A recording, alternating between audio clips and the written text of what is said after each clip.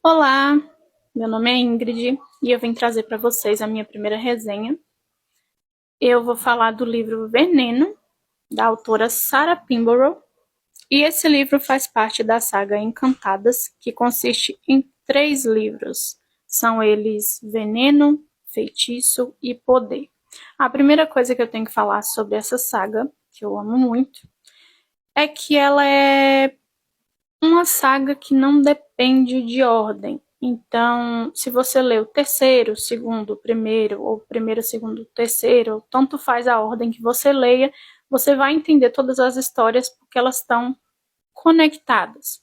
Segundo ponto importante, Encantadas, né, já sugere que é uma saga de releitura dos contos clássicos que a gente conhece, os contos de fada, Branca de Neve, Cinderela, Aladim, a Lâmpada Maravilhosa e muitos outros. Só que cada livro vai ter um foco em uma historinha principal e vão ter outros pequenos contos que vão aparecer para conectar um no outro. Então, por isso que eles são independentes e ao mesmo tempo conectados. Bom, como dá para ver aqui na capa do primeiro, a gente vê essa belíssima moça segurando uma maçãzinha. Então, o primeiro livro é focado na história da Branca de Neve. E ele começa apresentando pra gente a nossa Rainha Má, que aqui ela se chama Lilith. E ela já fala que ela tá num casamento que ela não quis, que foi como um castigo proposto pelo pai dela, porque o pai da Lilith descobriu que tanto ela quanto a mãe descendem de uma linhagem muito antiga de bruxas e certos tipos de magia que não são bem vistos. É claro que ao longo da saga você vê que os personagens eles acreditam em ninfa das águas, forças divinas da natureza e tudo mais, só que alguns tipos de magia não são bem vistos e são até puníveis se praticados. Então, ela meio que se livra do castigo de ser queimada junto com a mãe, porque ela é belíssima, né? A beleza dela é descrita como uma beleza etérea, angelical, inalcançável, algo como um ser celestial, uma coisa que não vai existir no nosso mundo. Então ela consegue muita coisa com essa beleza, mas ela também entende muito de magia, tanto que ela tem um quartinho no castelo separado só para guardar as coisinhas mágicas dela. Não tá 100% treinada em magia, porque ela teve uma criação muito rígida para meio que apagar essa descendência dela, porém ela ainda tem rompantes mágicos. Perdão. Em contraponto, a gente é apresentado para a Branca de Neve, que é 4 anos mais nova que a Lilith. Então, atualmente, a Lilith vai completar 24, a Branca de Neve tem 20. Quando a Lilith se casou, ela tinha a mesma idade que a Branca de Neve tem atualmente. E essa Branca de Neve, ela é diferente do que a gente conhece. Ela é muito, muito selvagem mesmo. Então, ela nada pelada no rio, ela bebe cerveja, ela dança, ela é muito do povão. Ela é descrita como uma beleza terrena. Olha a moto passando. Perdão, mas fazer o que? Moto passando. Enfim, a beleza dela é descrita como uma beleza selvagem, domada. É uma coisa que você não dá para controlar como uma força da natureza. Você só admira mesmo, mas ter controle sobre não tem como. Isso meio que irrita a Lilith. E a gente vê que elas têm essa dualidade, sabe? A Lilith ama e admira e odeia ao mesmo tempo a Branca de Neve e vice-versa. Meio que o que uma tem faz falta na outra e ao mesmo tempo o que uma tem faz a outra ter ódio. Ela quer que a Branca de Neve se comporte de uma maneira mais como uma princesa, porque ela não vê sentido ela ter sido criada de uma forma tão rígida e a menina com a idade que ela tinha quando se casou se comportar como uma meninona, sabe? Ela monta a cavalo, vai para onde quiser, não tem responsabilidade com nada, só tá lá vivendo a vida dela de boas. Mas meio que a Lilith extrapola nessa raiva dela, ela não tem muito controle sobre a raiva dela e ela acaba castigando a Branca de Neve de algumas formas que depois ela se arrepende. É claro que a Branca de Neve não é santinha, ela também faz coisas erradas. Enfim, como o aniversário da Lilith está se aproximando, ela organiza um baile gigantesco. Ela convida vários príncipes de reinos diferentes para tentar casar a enteada dela e se livrar logo dessa menina que já está enchendo o saco dela. Mas a Branca de Neve, ela meio que tenta fazer uma pegadinha, né? Ai, sou muito brincalhona, vou aqui perturbar a minha madrasta que já me odeia. Porque sim, meio que a menina é idiota, né? Que ela sabia que ia ter uma consequência. Então o que ela faz? Como ela já conhece os anões, desde muito pequena, ela coloca esses anões um em cima do outro, veste como se fosse um homem gigante, apresenta ele no dia do aniversário da rainha na frente de todo mundo como, esse é fulano, veio da terra dos gigantes, ele é um príncipe, ele é meu noivo, e pipipopopó. E dança com esse gigante, e na hora que a rainha vai fazer reverência, né, porque ela tonta, ela acredita realmente que é um príncipe da terra dos gigantes. Quando o gigante foi reverenciar de volta, os anões acabaram desabando, foi aquela risada toda, e isso foi o estopim para Lilith dar um basta e falar, essa menina tem que ter controle, não tem como mais essa menina ficar solta. Então aí a gente vem com a conexão do conto original de Branca de Neve, onde você vê que a rainha tenta matar a Branca de Neve de 3 formas. A primeira é com espartilho, a segunda é com um pente, e a terceira é com a maçã. Claro que no conto que a gente conhece só tem a parte da maçã. Perdão. A Lilith, ela manda trazer do reino dela uns vestidos que ela usava quando ela era mais nova, e são vestidos muito rígidos. São belíssimos, mas eles são feitos para ser desconfortáveis, para você ficar com aquela postura extremamente ereta. Então ela meio que vai castigar a Branca de Neve, tirando a liberdade dela, tentando domar ela, né? Então ela enfia a menina num vestido, aperta tanto a roupa dela, a ponto de machucar os próprios dedos, né? Na hora que tá forçando a puxada do laço do espartilho.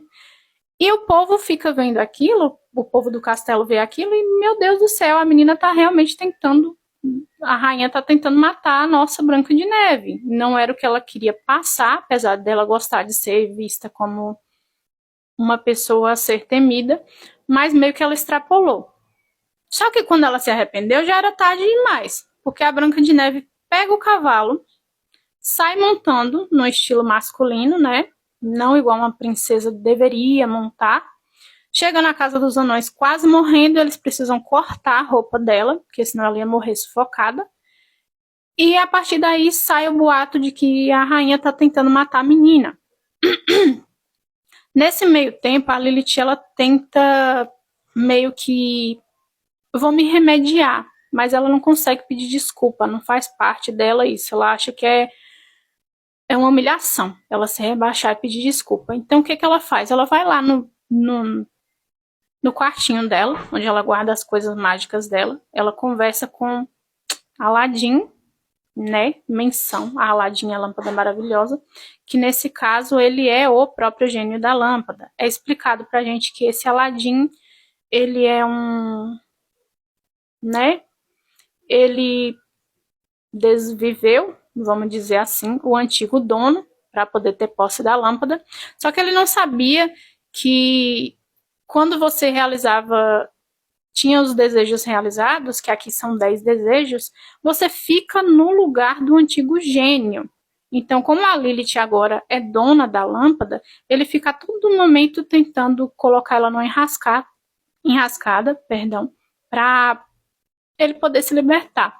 Então ela meio que tem um pé atrás com ele. Ele trouxe muitas coisas de terras distantes para Lilith. Dentre essas coisas está o espelho mágico, e é dito que ele é feito de sangue de sereia, misturado com outros tipos de artigos mágicos.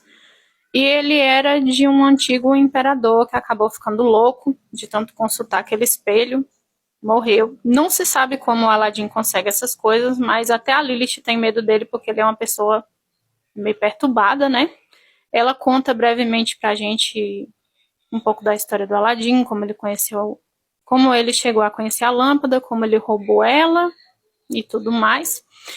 E no meio desses presentinhos, ele acaba trazendo para Lilith um pente, que ele descreve como um pente que traz felicidade, mas pelo jeito dele você já não confia. Dá para perceber que é uma armadilha para a própria Lilith. Não sei nem como ela não percebeu.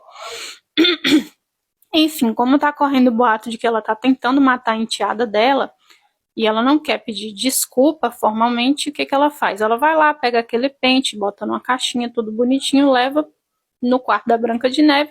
Chegando lá, como sempre, Branca de Neve não tá, porque ela nunca tá, né?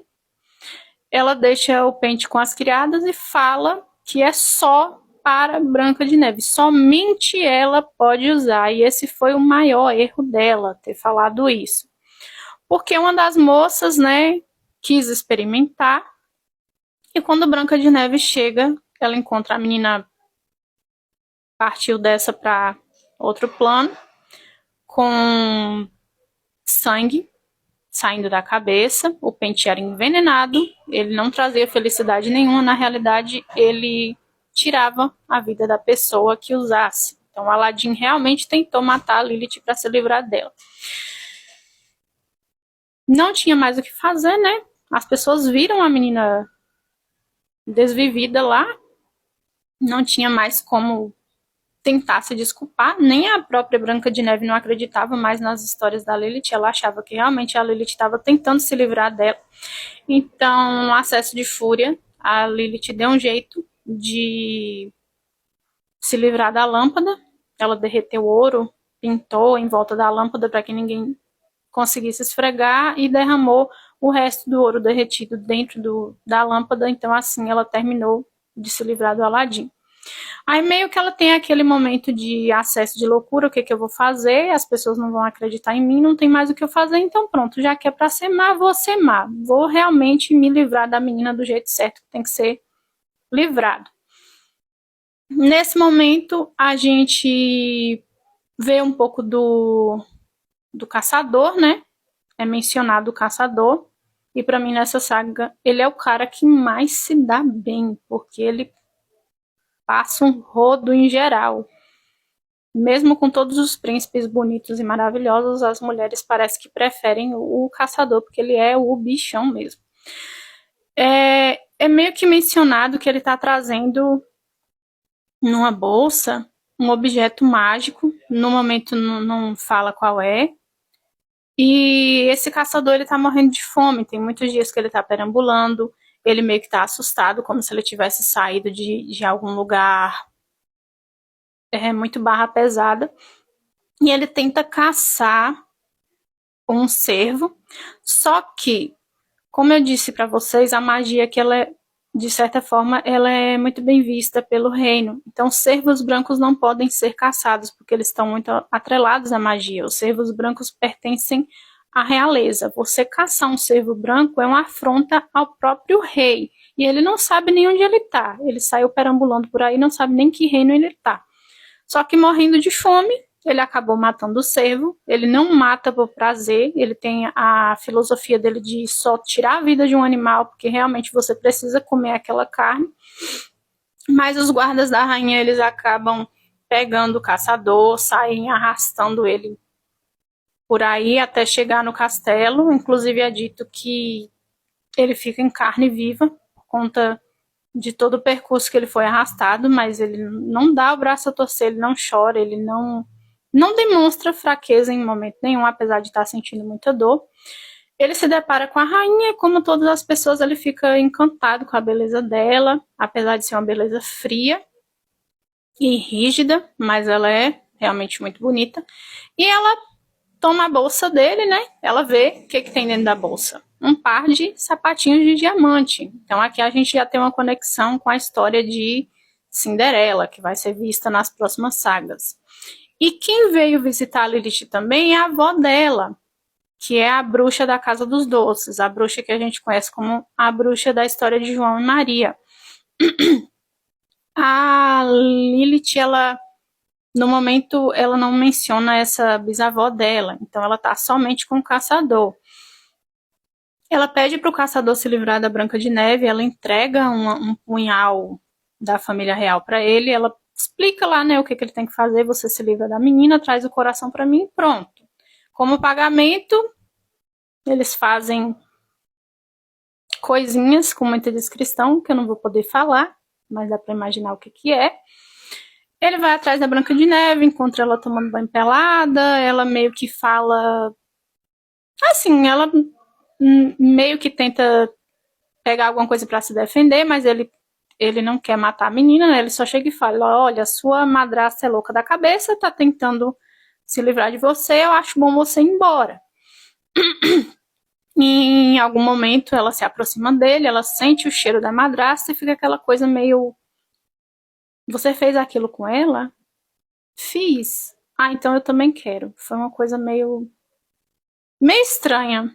Por isso que eu digo pra vocês que elas têm um misto de amor e ódio uma com a outra. Então meio que ela sentiu raiva pela madrasta ter se entregado pro caçador e ela quis também. É por isso que ele é o cara que mais tá se dando bem aqui no meio da mulherada.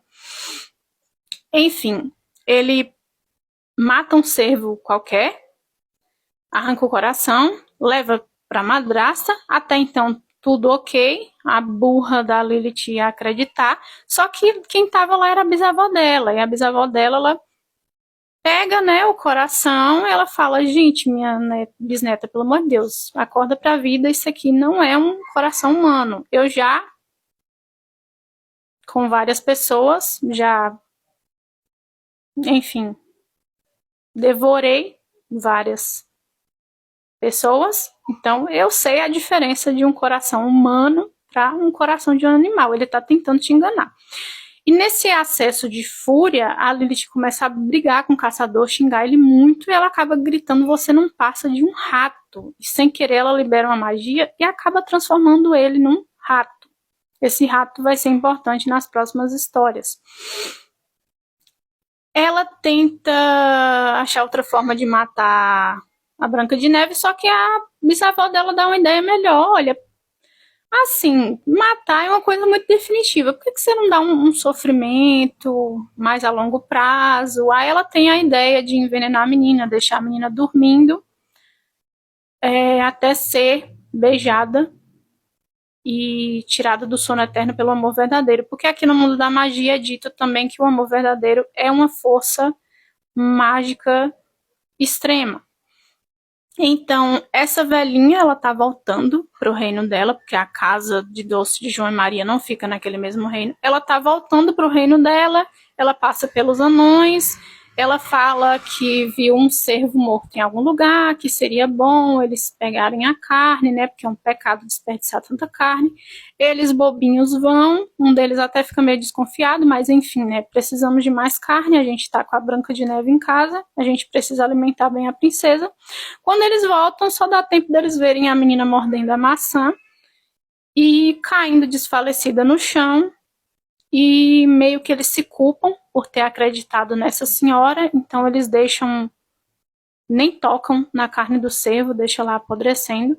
Eles constroem o caixão de cristal e joias e tudo mais para Branca de Neve, colocam ela lá, e o tempo todo eles estão chorando e lamentando por ela, até que chega um príncipe bem machucado, esfarrapado, assim como o caçador. Esse príncipe, ele faz parte de um reino que está em guerra com o reino do pai da Branca de Neve. E apesar de ter tido aquele baile lá atrás para o aniversário da Lilith, ele não estava presente. Mais para frente a gente vai entender. Ele meio que chega febril, machucado, desorientado, não está dizendo coisa com coisa. Ele chega do nada lá na terra onde os anões moram. E aqui os anões eles têm nomes diferentes, é Cotoco, Sonhador, Carrancudo e os outros eu não vou me lembrar o nome, mas o Sonhador ele é o que mais fica perto do corpo da Branca de Neve, porque ela tinha o costume de ler muitas historinhas para ele e ele vive nesse mundinho da fantasia, de conto de fada, de princesinha, pura e meiga e maravilhosa, coisa que a Branca de Neve não é, mas na cabeça dele ele idealizou ela assim. Então ele fica lá muito tempo conversando com ela.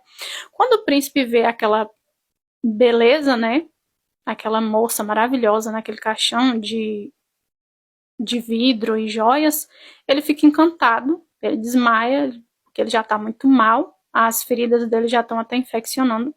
Os anões cuidam dele, e enquanto ele está se recuperando, ele passa um tempo morando com os anões, e ele também passa muito tempo, é dito que ele passa muito tempo no topo do morrinho, onde eles colocaram o caixão da Branca de Neve, conversando com ela. Conversando o quê? Ninguém sabe, mas ele passa muito tempo conversando com ela.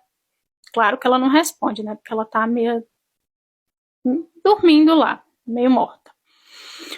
E quando ele pergunta para o sonhador como era a Branca de Neve, o sonhador descreve de uma forma muito romantizada. Então, ele cria um ideal sobre a Branca de Neve que não deveria, porque isso vai acabar decepcionando ele lá na frente. Acontece que a rainha, ela tem alguns corvos espiões que estão o tempo todo olhando pelo reino, tudo que ela precisa saber, ela vê através da magia dos animais dela, e esses corvos começam a perambular perto da casa dos anões, então os anões ficam meio alerta. A rainha em pessoa vai lá verificar, só que eles deram um jeito de esconder, né, o caixão da menina, para ela não ser vista. E meio que eles têm a ideia de, olha, o rapaz já tá melhor, ele já tá indo embora mesmo. É melhor que ele leve Branca de Neve com ele, porque a gente não vai dar conta de ficar com essa menina escondida aqui o tempo todo. Não tem muito o que a gente fazer. Então o príncipe, ele fala que ele vai levar a Branca de Neve embora, ele vai procurar os melhores magos do reino para tentar tirar a maldição dela. Eles decidem atravessar a fronteira à noite, carregando Branca de Neve numa carroça, né, tampada por um paninho e tudo mais. E quando eles estão quase atravessando, aquele ratinho, que é o caçador, ele passa na frente da carroça, meio que tentando impedir, o cavalo se assusta, o caixão cai, aquela história toda. A menina desengasga com um pedaço de maçã, e ela acorda. O príncipe, que não é bobo nem nada, ele vai lá, mete um beijo na menina, começa a se declarar, fala que é extremamente apaixonado por ela, que se encantou com ela desde a primeira vez que viu. Os anões tentam conversar com ela, né, porque desde o começo do livro ela diz que ela não quer casar com ninguém, ela não tem pretensão de casar com ninguém, porém, ela se vê numa situação onde ou ela casa e vai embora com o príncipe, ou ela volta pro reino e termina de ser desfalecida, né, pela rainha. Então ela decide se casar o mais rápido possível. Eles arrumam um vestido lá numa costureira do vilarejo, casam numa capelinha, fazem tudo muito simples. E o príncipe, a gente já começa a ver o ponto de vista do príncipe, o príncipe começa a meio que sair daquele encanto que ele tem por Branca de Neve, né? Que ele vê que ela é um pouco selvagem, já começa pela parte do vestido, que ela fica incomodada com a roupa que os anões vestiram ela de colocar e colocaram no caixão. Ela não é muito de usar aqueles vestidos, ela gosta de uma coisa mais liberta, é calça de montaria, é camisa, mais ou menos igual um homem se vestiria, coisa que naquela época a gente sabe que não era bem visto.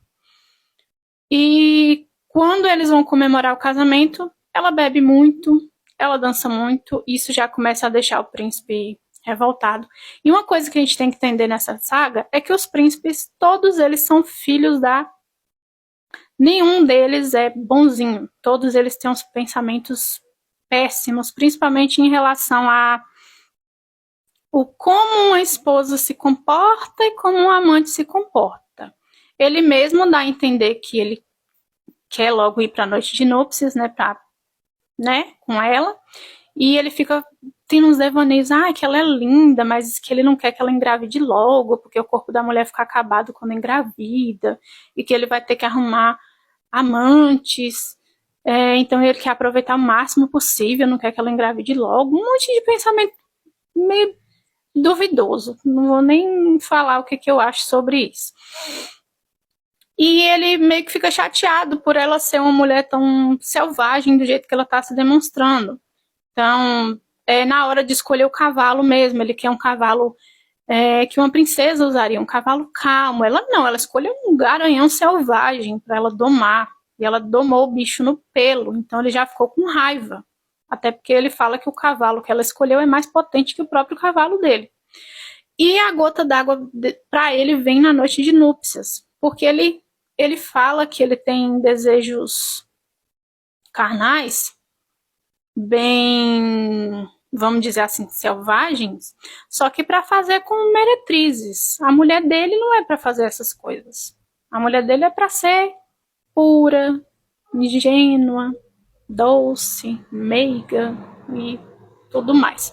E ele tem uma bela surpresa quando a Branca de Neve chega lá já tirando a roupa, já se comportando de uma forma que ele julgaria, né, que uma mulher da vida se comportaria. Ela faz de um jeito que eu não vou poder descrever para vocês, claro, mas é de uma forma assim tão selvagem que ele fica com ódio, porque dá para perceber claramente que a menina não era ingênua coisa nenhuma, até porque ela fez com um caçador, né? E ele fica com muito ódio disso. Para ele foi a gota d'água. E ele toma uma decisão drástica. Então, no dia seguinte, ela ainda fala para ele: olha, a gente pode fingir que nada disso aconteceu, que eu não casei com você, eu volto pro meu reino, eu me viro, você finge que não me conheceu e fica tudo bem. Ele: não, meu amor, tá tudo ótimo, você é linda e perfeita e maravilhosa. Você vai aprender a se comportar como uma rainha. E ela não tem muito o que questionar, né? Ele meio que tá fazendo um favor para ela, tirando ela dali. Então ela aceita. Ele manda preparar um banquete para ela, né? Ah, detalhe que eu esqueci de contar. Lá atrás, ela tava no caixão, só que ela tava com a maçã. Meio que ela, quando ela desmaiou segurando a maçã, eles não conseguiram tirar, e ela foi colocada no caixão com essa maçã. E quando ela saiu desse sono, quando ela desengasgou, ela pediu pro príncipe guardar a maçã, porque ela não queria que nenhuma criatura comesse aquele troço envenenado, que ela ia dar um jeito de se livrar depois. Então, voltando ao banquete, quando ela foi tomar café, ele falou que ele já tinha comido, né? Ah, não preciso comer, que eu já comi, experimentei tudo para deixar tudo perfeito para você. Inclusive, minha amada querida, veste esse vestido aqui, porque foi o vestido que eu te conheci, né? Foi o vestido que você estava usando quando eu te conheci. Ela veste a contragosto, porque ela não gosta, mas veste. E quando ela vai tomar café, o desjejum, no caso, ele fala uma frase que deixa ela alerta. Que ele fala: você vai ser perfeita, do jeito que eu te conheci. Meio que ela tem um lapso, sabe, de alguma coisa errada tá acontecendo, só que ela já tinha bebido o suco. Quando ela olha na direção da bolsa onde ele tinha guardado a maçã, ela vê que a bolsa tá vazia. Ele mandou a criada da taverna onde eles estavam hospedados fazer um suco com a maçã envenenada, porque para ele era o seguinte: a mulher era perfeita, mas ela era perfeita do jeito que ela estava, dormindo, morta. É tipo assim: você é linda, mas você é feita para ser admirada. Você não é feita para você viver. Você é feita para viver assim, linda e morta. Então ela cai no sono profundo de novo. Ele volta pro reino dele, carregando a Branca de Neve, e ele jura que ele vai manter aquele segredo. E aí encerra o livro. No final do livro, a gente tem um epílogo sobre o segundo livro, que é Feitiço. Então, vai se passar no reino desse príncipe. A gente vai ver um pouco das histórias se conectando, né? A primeira com a segunda e as outras ramificações de historinhas mais simples. O segundo livro ele vai ser focado na história de Cinderela.